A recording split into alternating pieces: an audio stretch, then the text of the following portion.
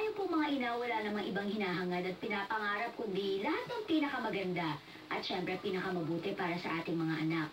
Pero ano po kaya yung ating gagawin kung sa pagsilang pa lang niya, meron na siyang sakit na hanggang ngayon hinahanapan pa rin ng lunas?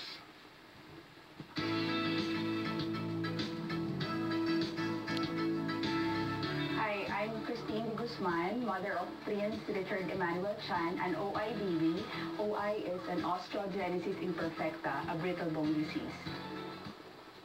Hi, this is Richard, and then my daughter Rain, and this is Emmanuel. This is our special baby. He's an OI, and then this is his legs. This is the OI legs. So, both femur, nabali na siya, and also yung fibula niya rin. As you can see, medyo hindi clear, but lower extremities ng OI babies or OI kids, medyo deformed. So, sa kanya medyo crooked yung or bow yung lower extremities niya. But as you can see, he's a happy baby. Say hi. Beautiful eyes. And mochi. Do the mochi. Yan. Nung 6 months pa lang akong pregnant, I tried checking. Siyempre, gusto mo malaman yung gender ng baby mo. So, we went to have an ultrasound. Unfortunately, sabi sa amin ng sonologist na there's something wrong with the baby. Medyo deformed yung femur niya, lower extremities niya. They checked all his body parts, kompleto naman. Kaya lang nga, deformed. And then, he's in a breech position. So, medyo worried ako kasi less movement sa tiyan ko during that time. Nung nanganak ako sa kanya, cesarean section, pagpanganak ko sa baby ko, walang nakakaalam about his condition. Lumabas siya with broken femur, bali yung buto.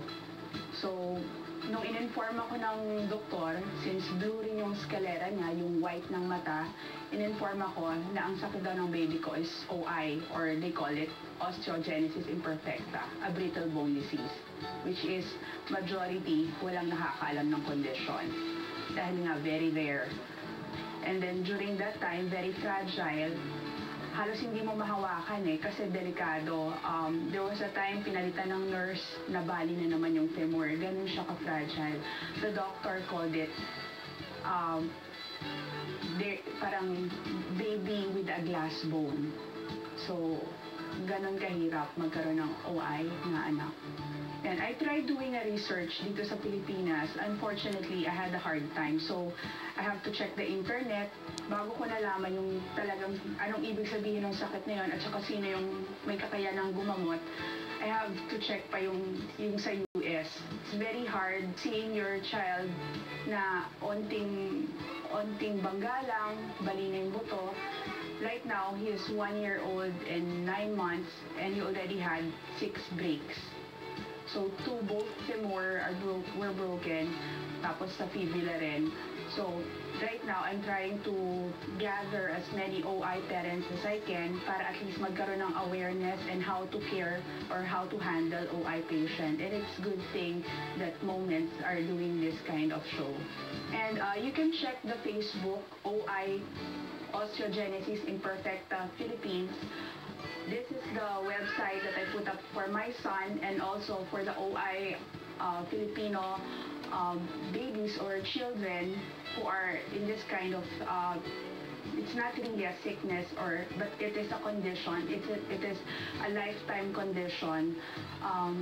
It is a genetic problem which they said there's no cure, but I'm hoping that there is. I have a first baby. She's already 8 years old. She's normal.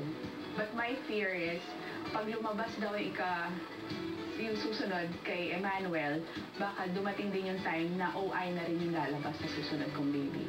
So, it's a good thing that I already have a girl and a boy para stop na kasi syempre mahirap magkaroon ng another baby with that same condition.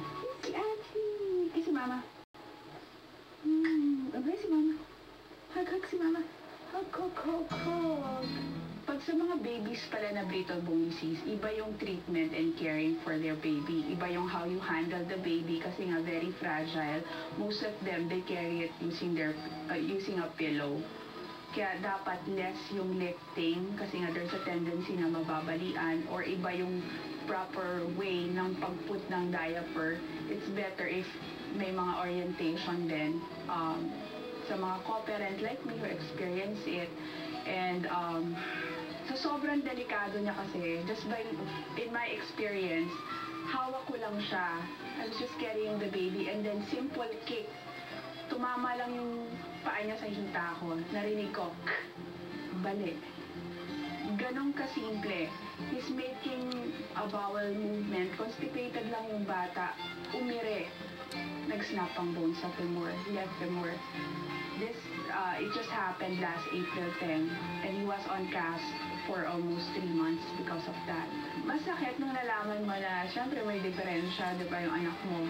Although I'm expecting, sinabi kasi sa akin, baka dwarfism, medyo prepare ko na yung sarili ko na, baka maliit lang na bata or ano, pero I never know na gano'n, na fragile baby or glass baby yung mapupunta sa akin.